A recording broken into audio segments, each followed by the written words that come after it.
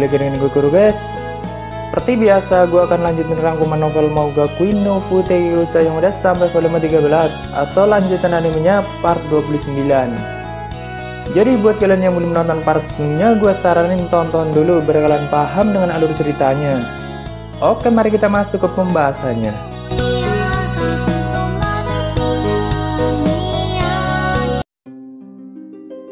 Di video sebelumnya, dunia Militia sudah naik ke peringkat 6 besar dalam hierarki Laut Perak yang ada di Pablo Hitara.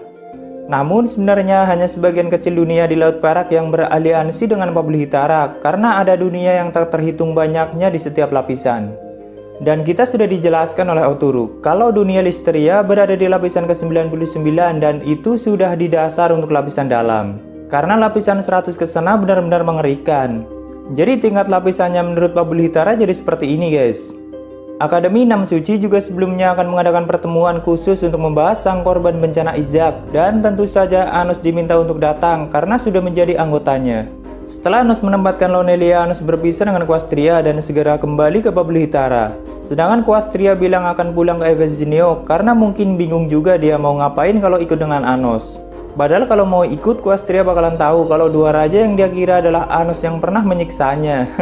Setelah beberapa lama, akhirnya Anos menuju ke ruang pertemuan yang ada di benua terapung. Terlihat kepala dunia lain juga sudah datang, seperti Nenek Bellamy, Rekal, Baron, dan perwakilan dunia Guy dan Ryu.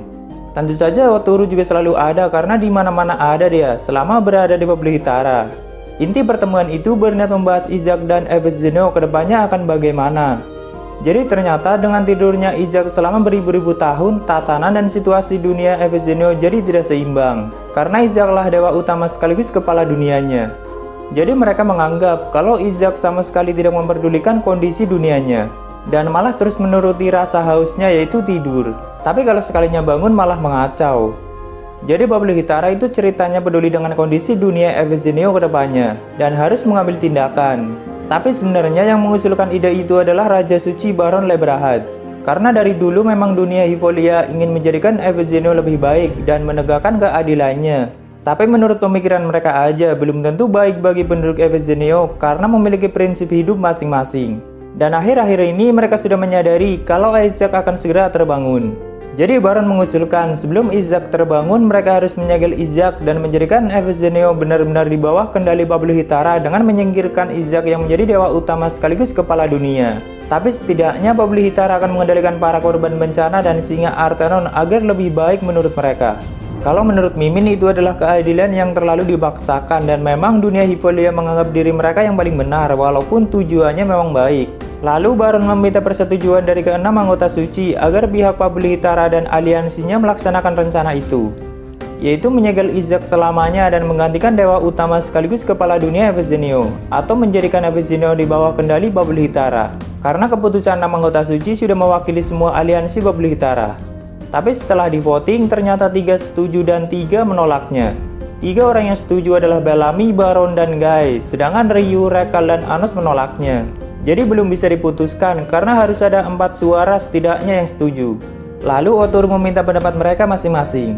Kalau Baron dan Bellamy jelas tidak menyukai kondisi Evesineo yang saat ini dan khawatir kalau Izak sampai mengacau dan mungkin saja bisa membawa Evesineo pada kehancuran. Dan Guy setuju kalau Izak disegel, namun jika penduduk Evesineo tidak setuju dan malah mendeklarasikan perang nantinya, Guy selaku perwakilan Elanesia akan menarik kembali suaranya. Karena menurut Guy, jika Izak dan semua penduduk Evesineo menantang Pablo Hitara, Guy tidak yakin kalau anggota 6 Suci sanggup menanganinya. Dan Guy tidak menginginkan peperangan. Sedangkan untuk pihak yang menolaknya yaitu Rekal tidak memberikan pendapatnya, dan kalau Ryu jelas tidak setuju karena menurutnya itu bukan kebebasan bagi para korban bencana dan singa Artenon. Dan Ryu ingin Evesineo sebagaimana adanya, atau kalau memang penduduk Evesineo dianggap binatang buas, yaudah itu memang jalan hidup mereka. Lagian sejauh ini Evesineo belum benar-benar memusuhi atau membuat kerusakan bagi Pablo Hitara. Cara berpikir Ryu memang sangat logis guys. Walaupun mungkin sering mengacau di dunia yang ada di luar aliansi Pablo Hitara.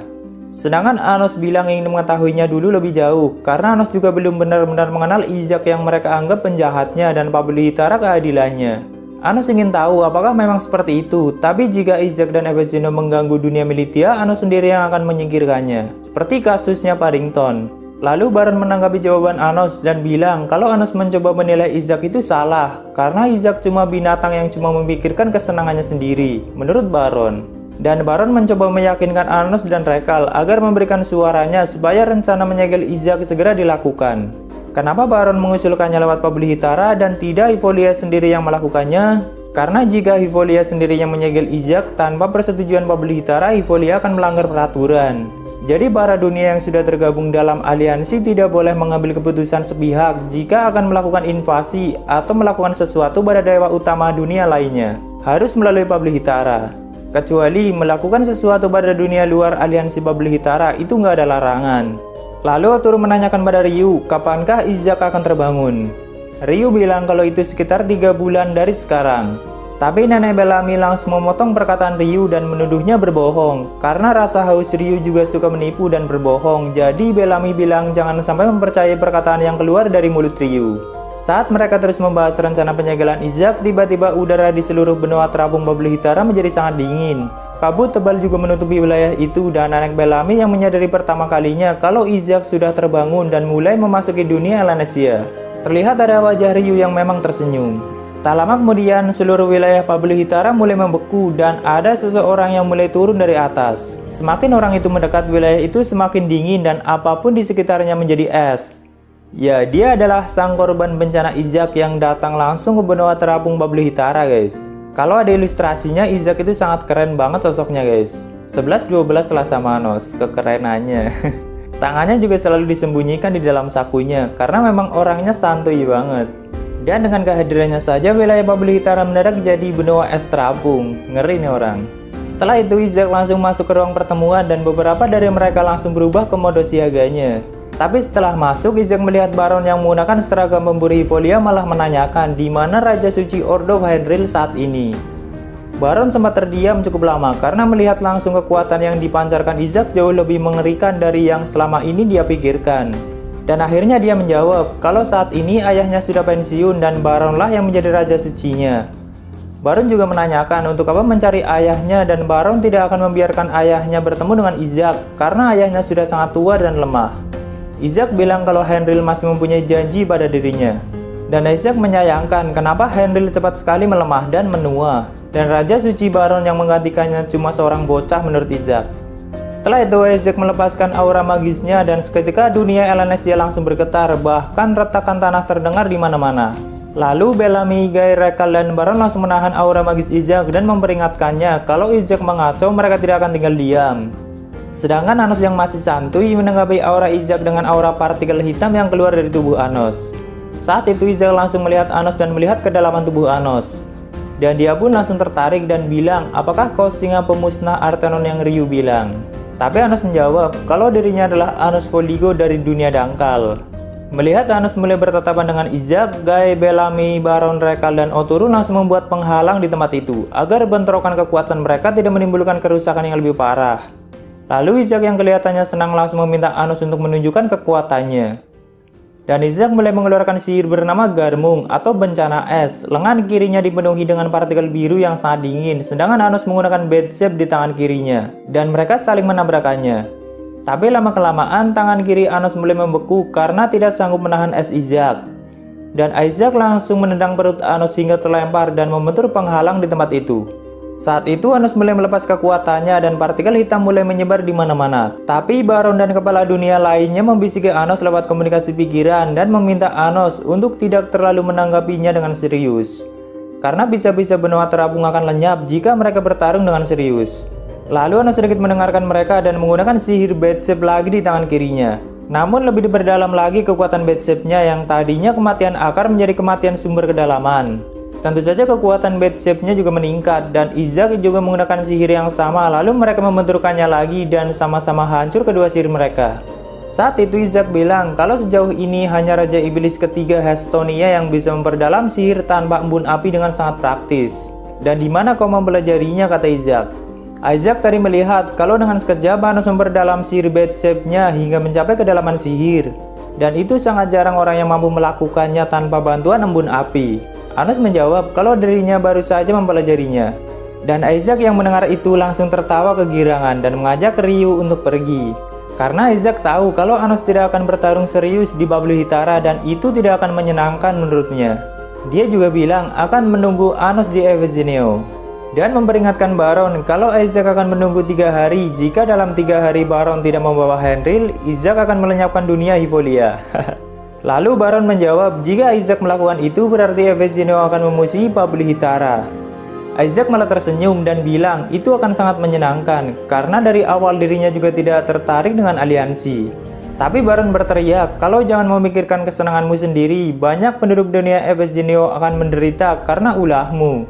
Tentu saja Isaac tidak memperdulikan omongan seperti itu dan menyebut Baron sebagai bocah yang lebih dibutakan oleh keadilan melebihi ayahnya. Oturu juga mengonfirmasi pada Isaac kalau Isaac tidak mencabut ancamannya, maka dengan adanya hukum yang ditetapkan Bubble Hitara, maka dunia Evesineo akan dikeluarkan dari Bubble Hitara dan semua aliansi akan mengambil tindakan. Tapi Isaac bilang itu akan menyenangkan sambil melesat pergi keluar dunia Elenicia diikuti oleh Ryu.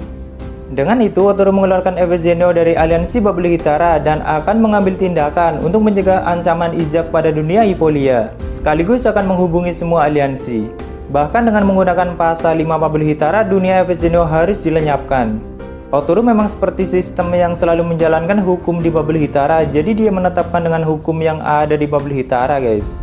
Setelah itu, Guy menembakkan peluru ke atas dan peluru itu menyebar ke semua penjuru dunia Elenicia untuk mencegah adanya penyerangan lagi seperti itu. Dan nenek Bellamy mengeluarkan palu besarnya lalu terbang ke atas dan memukul palunya di udara. Seketika kerusakan yang tadi disebabkan oleh Isaac langsung diperbaiki. Benua terapung yang tadi terpisah menjadi 3 bagian juga mulai menyatu kembali. Karena tadi bentrokan kekuatan Anos dan Isaac sampai memisahkan benua terapung menjadi 3 bagian. Lalu Bellamy menanyakan pada Baron, kenapa Baron tidak meminta bantuan ayahnya saja untuk mengatasi masalah ini. Baron bilang kalau dirinya terus bergantung pada ayahnya, maka dirinya sebagai Raja Suci tidak akan bisa melangkah ke depan. Apalagi ayahnya sudah sangat tua dan lemah, jadi Baron akan menanganinya sendiri tanpa melibatkan ayahnya. Dengan tampang yang meyakinkan, Baron bilang selama pertempuran ada di dunia Hivolia, Baron yakin kalau penduduk dunia Hivolia atau Akademi Pemburu bisa mengalahkan para korban bencana dan singa Artenon. Tapi kalau pertempuran terjadi di Evesineo, Baron tidak yakin bisa menang. Karena tatanan dan keajaiban dari setiap dunia itu berbeda. Misal gini guys, jika Dewa Waktu di Evesineo mungkin bisa menghentikan semua waktu seluruh dunia Evesineo, namun tidak di dunia lain. Karena tatanan dan pencipta mereka sudah berbeda, begitu juga sebaliknya. Dan setiap dunia juga memiliki dewanya masing-masing, kayak dewa kehancuran juga ada di setiap dunia. Dan setiap dunia memiliki sumber kekuatannya masing-masing. Kalau korban bencana jelas akan lebih kuat jika dekat dengan jurang kehausan atau bencana. Dan kalau pemburu Hivolia adalah pelangi yang terwujud dari harapan setiap penduduknya. Mirip kayak pahlawan Azazel kekuatan Hivolia guys. Itu contoh umumnya di Laut Perak. Cuma kalau akar yang menjadi ketidaktepatan dunia tidak terikat dengan aturan-aturan seperti itu. Mau di dunia manapun Anos tetap sama kekuatannya. Kecuali sihir-sihir Anos yang dia ciptakan menggunakan keajaiban dunia Militia memang akan sedikit melemah jika digunakan di dunia lain. Misalnya seperti sihir Geogras, Avian, Sciara, Bedsep, dan sihir kecil lainnya. Tapi ternyata Anos bisa memperdalam sihir itu di dunia lain, misalnya seperti sihir Bedsep sebelumnya, atau dinaikkan levelnya. Dan itu cuma bisa dilakukan oleh orang yang tidak terikat dengan apapun. Kalau umumnya harus menggunakan bantuan embun api. Dan Isaac sebelumnya bilang kalau Raja Iblis ketiga Hestonia juga bisa melakukannya. Jadi mungkin saja Raja Iblis pertama sampai ke-6 Zinnia Sivael konsep akarnya seperti Anos, atau tidak bisa dikaitkan dengan apapun. Itu cuma teori mimin aja guys. Oke, kembali ke dalam ceritanya. Saat itu mereka menghargai tekad Raja Suci Baron dalam mengatasi Evesineo, namun peraturan Bubble Hitara tetap harus dijalani. Jadi Guy akan mengirimkan tentara Elenicia untuk membantu Hivolia, begitu juga dengan Rekal dan Bellamy. Namun mereka akan menghandle dari belakang, tapi jika masalahnya sudah benar-benar gawat, maka mereka juga akan turun tangan langsung. Dan Guy menanyakan bagaimana untuk pasukan dari dunia Militia, karena Anos hanya membawa para murid Mauga Queen. Anos menjawab kalau Isaac benar-benar akan menghancurkan Hivolia, maka dirinya sendiri yang akan menghentikannya jika perlu. Sambil menyipitkan mata, mereka bilang itu sangat mengembirakan. Jelas mereka sudah tidak meragukan lagi kekuatan Anos karena sudah melihatnya berkali-kali. Lalu Baron lagi-lagi memperingatkan Anos untuk tidak mencoba memahami binatang seperti Isaac. Tapi Anos menjawab, lihat saja nanti, dan juga Anos bilang kalau dirinya berarti binatang karena salah satu singa penghancur Artenon. Dan Anos langsung meninggalkan tempat itu. Setelah sampai di luar, ternyata Balzer sudah menunggu Anos dan ingin tahu apa yang sudah terjadi, dan Anos menceritakannya pada Balzer. Balzer bilang kalaupun mereka menanyakan janji yang dibuat Isaac dan ayahnya pada Baron, maka Baron tidak mungkin bisa mengatakannya karena sudah terikat dengan sumpah. Dan tentu saja Baron tahu janji itu karena dirinya sekarang yang menjadi Raja Suci, dan otomatis ayahnya menyerahkan semuanya pada Baron. Dan kemungkinan Baronlah yang sekarang mengemban janji itu. Balzer itu adiknya Baron guys, cuma dirinya tidak terlalu tahu hal-hal rahasia di dunianya. Karena dari dulu Balzer selalu ditugaskan di luar dunia, bahkan lebih sering di Bablu Hitara daripada di dunianya sendiri. Tapi tentu saja dia sangat menyayangi dunianya. Dan di sini Baron meminta tolong pada Anos untuk membantu Hivolia mengatasi Evesinio. Baron mengatakan bukan berarti dirinya tidak mempercayai kekuatan para pemburu, namun Isaac dan Evesinio juga sangat kuat. Anos bilang tidak perlu khawatir karena dirinya juga berniat membantu dan ingin mengetahuinya sendiri apa yang sebenarnya terjadi. Dan sebelumnya Balzer juga sudah membantu Anos beberapa kali, yaitu merahasiakan pertarungan Anos melawan Ronculus, lalu membantu mengatasi masalah Parrington, dan juga membiarkan Evans Mana tetap dipegang oleh Ray. Padahal Evans Mana adalah pedang yang sangat penting bagi Hivolia dan menjadi lambang suci dunia itu. Namun Balzer tetap menghormati keputusan Evans Mana yang ingin bersama Ray. Mungkin. Padahal Balzer bertahun-tahun ditugaskan untuk mencari pedang Evans Mana. Setelah itu Anos bertanya pada Balzer, sebenarnya siapakah dewa yang mendiami Evans Mana? Karena sebelumnya Anos sempat mendengar suara dari kedalaman pedang itu dan Ray juga sempat mendengarnya. Mendengar itu, Balzer langsung meminta Anos untuk mengajaknya menemui Ray dan Evans Mana. Lalu mereka menemui Ray yang masih terus melatih pedangnya. Semenjak perang melawan Balendias dulu, Ray terus melatih tubuhnya agar benar-benar bisa mengendalikan kekuatan Evans Mana saat ini. Lalu Balzer menjelaskan kalau yang ada di dalam Evans Mana adalah Dewa Roh Dionatik dan dulu menjadi Raja Surgawi Hivolia. Tapi setelah Baron memegang Evans Mana, dirinya bilang kalau pedang itu mengarat dan tidak bisa melepas kekuatan yang sesungguhnya. Saat dulu Balzer melepas kekuatan Evans Mana, itu cuma sedikit kekuatan Evans Mana, tidak sampai kepada kedalamannya atau kekuatan Dewa Roh Dionatiknya. Dan jujur saja Balzer tidak mampu melakukannya sampai ke kedalaman itu. Karena sejauh ini baru Raja Suci Henril yang benar-benar bisa melepas kekuatannya. Di sini yang dimaksud mengarat itu bukan bentuk pedangnya guys, tapi kekuatannya. Tidak heran Anos merasakan kekuatan Evans Mana yang begitu besar saat dulu digunakan oleh Henril. Karena Ray saja tidak mengenal nama Dewa Roh Dionatik dan belum pernah melakukan kontak dengannya. Sejauh ini Ray hanya sering mendengar bisikannya dan itu pun tidak jelas kata-kata apa yang disampaikan Dionatik. Gue sering banget bilang kalau nih pedang sebenarnya GG guys, kalau bisa menggunakannya. Coba kalau Ray dibuat lebih kuat lagi, kan Anos jadi bener-bener punya rival yang bisa disebut rival. Nggak cuma kena Geograce doang akarnya udah hancur. Kayak di episode 13 dulu. Tapi kadang kesel gue kalau Ray tiba-tiba di buff sama si Sensei dan berubah jadi sangat kuat, cuma modal harapan dan kekuatan bucin doang. Setelah itu Baron memberikan gagang emas yang pernah dulu dia bawa dan meminta Ray untuk mengganti gagang Evans Mana dengan itu, karena itu adalah gagang Evans Mana yang aslinya. Dan Ray pun mencobanya. Tak lama kemudian Evans Mana mengeluarkan cahayanya dan muncul sosok seperti seorang dewi keluar dari Evans Mana. Dia adalah Raja Surgawi Dionatik. Tapi walaupun begitu, suara Dionatik masih tidak begitu jelas dan sebelum menghilang dia hanya mengucapkan minta tolong pada Ray. Lalu dia kembali lagi ke dalam Evans Mana. Menurut Balzer, Evans Mana harus diasah lagi agar kekuatannya benar-benar bisa digunakan sepenuhnya.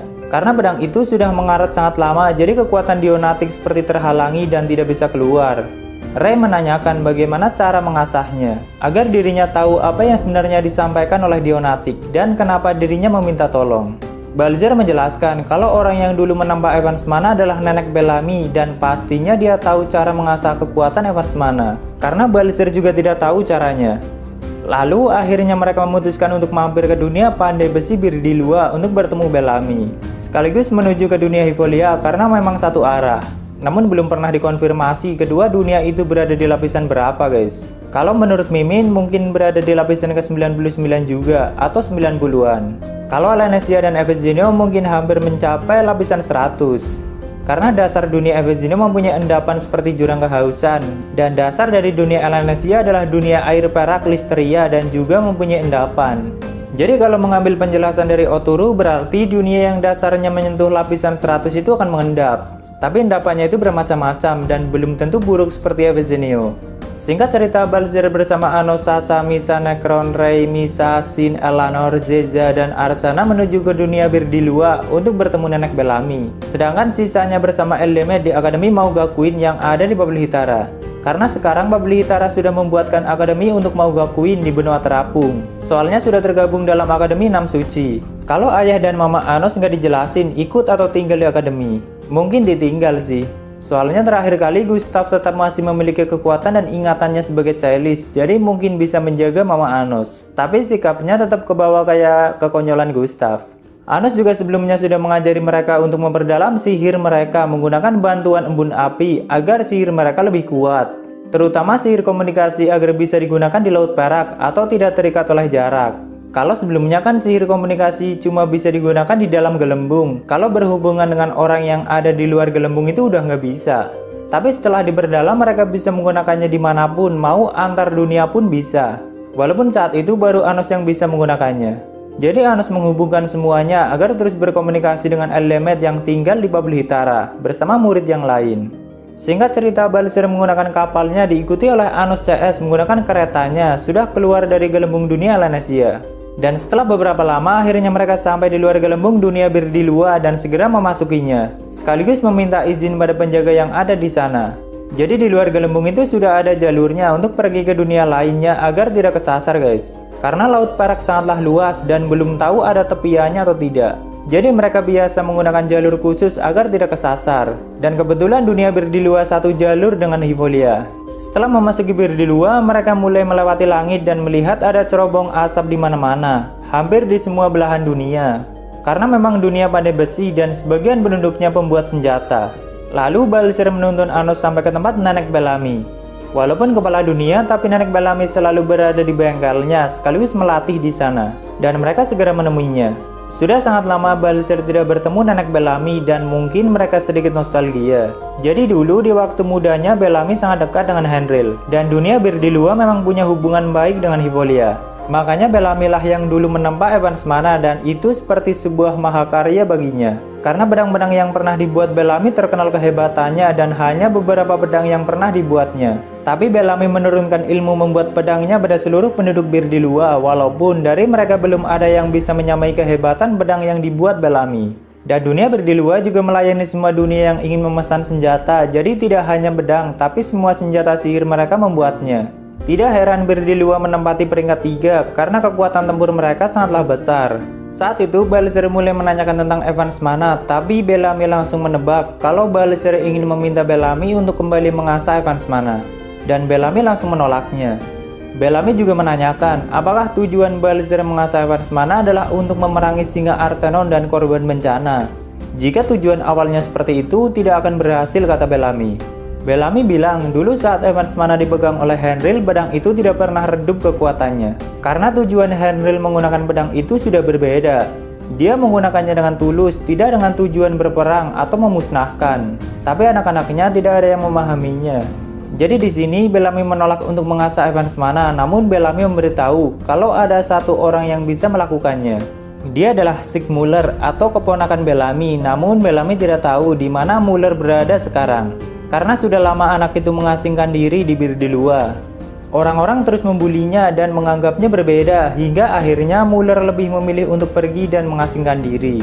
Padahal sebenarnya Bellamy sangat menyayanginya. Jadi gini guys, penduduk dunia Birdilua itu mempunyai kuping panjang seperti ras elf.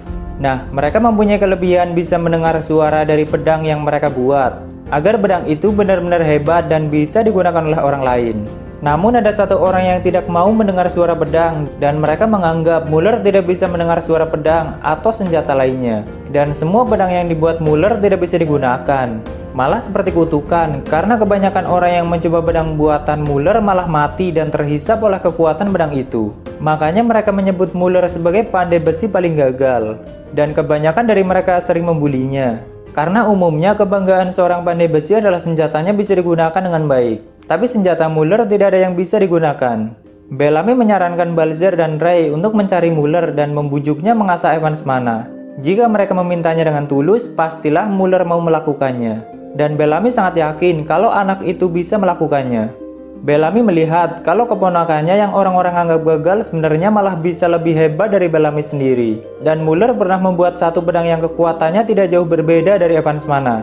Tapi karena saking kuatnya belum ada yang bisa menggunakan pedang itu. Dan orang-orang menganggap kalau itu adalah pedang gagal.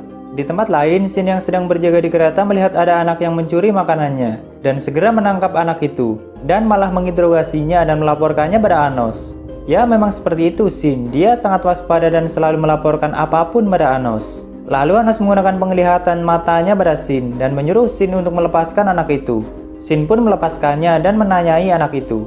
Anak itu bilang kalau dia hanya lapar dan kebetulan melihat ada makanan di dalam kereta. Tapi di saat Shin lengah, dia malah mengambil semua makanan dan melarikan diri, lalu Shin mengejarnya sampai ke dalam hutan. Setelah sampai di hutan, Shin melihat ada goa dan terdapat terobong asap di atasnya, mirip seperti bengkel pandai besi. Dan Shin yang penasaran segera memasukinya dan goa itu ternyata tempat tinggal anak laki-laki tadi. Anak itu pun kaget karena tidak mengira Shin akan mengejarnya.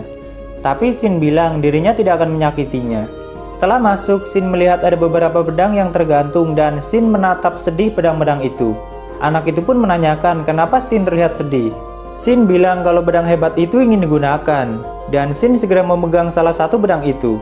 Awalnya anak itu segera melarangnya dan memberitahu Shin kalau memegang pedang itu Shin bisa mati. Tapi ternyata Shin baik-baik saja dan anak itu masih terdiam karena kaget. Anak itu bilang kalau pedang yang dipegang Shin adalah pedang api kematian. Karena setiap ada orang yang memegang pedang itu akan mati terbakar, jadi dia menamainya seperti itu. Dan dia masih menanyakan kenapa Shin bisa menggunakan pedang itu. Shin malah bilang kalau pedang ini sangatlah hebat dan dibuat dengan kasih sayang yang sungguh besar. Anak itu langsung menangis setelah mendengarnya. Dan tidak pernah menyangka kalau ternyata akan ada orang yang bisa menggunakan pedangnya dan bisa melihat kasih sayang yang dia berikan pada pedang buatannya. Lalu anak itu berubah ke wujud aslinya dan memperkenalkan diri dengan nama Sig Muller. Dan dia wanita yang sangat cantik sebenarnya, tapi sering menyamar menjadi laki-laki. Karena dengan wujud Mullernya dia sering dibully guys. Lalu Shin menanyakan kenapa orang sehebat dirimu bisa dibully. Jelas Shin menganggapnya hebat karena Shin bisa mengetahui perasaan pedang dan tahu seberapa hebatnya pedang. Tapi bagi orang lain jelas akan menganggap itu pedang gagal atau kutukan. Muller menjelaskan kalau telinganya bisa mendengar semua kehidupan, apalagi senjata dan suara pedang. Makanya Muller dari dulu tidak mau membuka telinganya karena dirinya bisa mendengar suara dari manapun dan itu sangat menyiksanya. Dan setiap pedang buatannya selalu gagal dan tidak ada orang yang bisa menggunakannya. Malah mereka mati saat memegang pedang buatan Muller. Di dunia bir di luar sering ada kompetisi pedang dan banyak kesatria hebat datang dari luar dunia. Dan Muller beberapa kali mengikutinya, tapi pedang buatannya selalu memakan korban, terutama pedang api kematian yang saat ini dipegang Shin. Mereka bilang itu pedang gagal yang tidak mempunyai jiwa. Saat mendengar itu, mata Shin sedikit memerah. Mungkin teringat masa lalunya sendiri yang pernah menjadi wadah kosong tanpa arah tujuan sebelum bertemu dengan Anos dan Reno.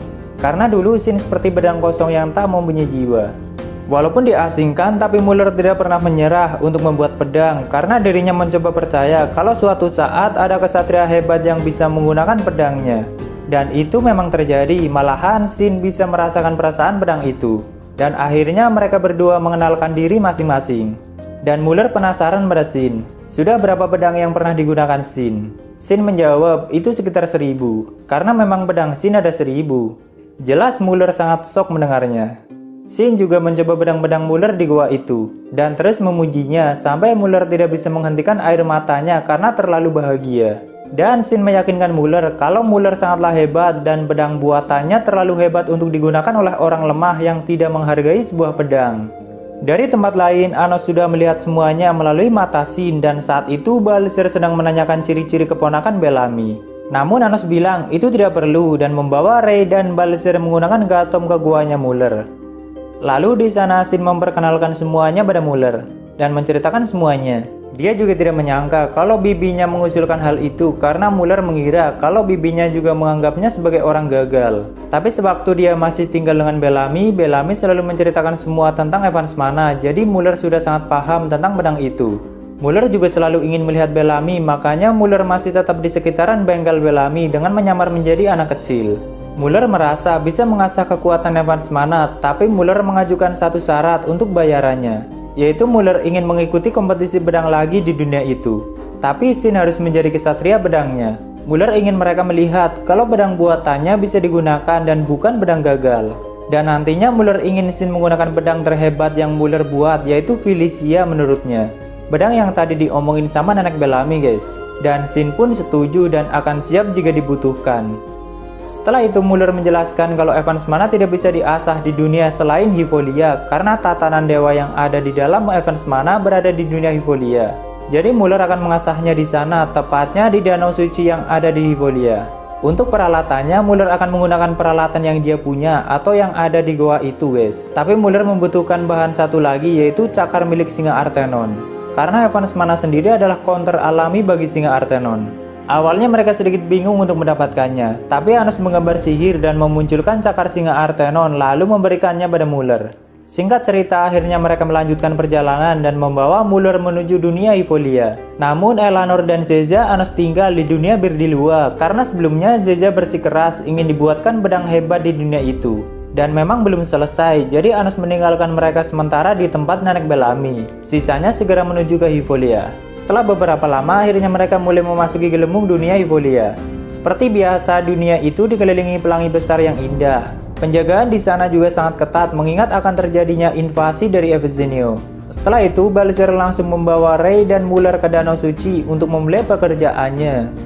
Kenapa mereka ngotot ingin mengasah Evans Mana? Karena jika nanti perang melawan Evenzinho, kekuatan pedang itu sangat dibutuhkan untuk melawan para singa Artenon dan korban bencana.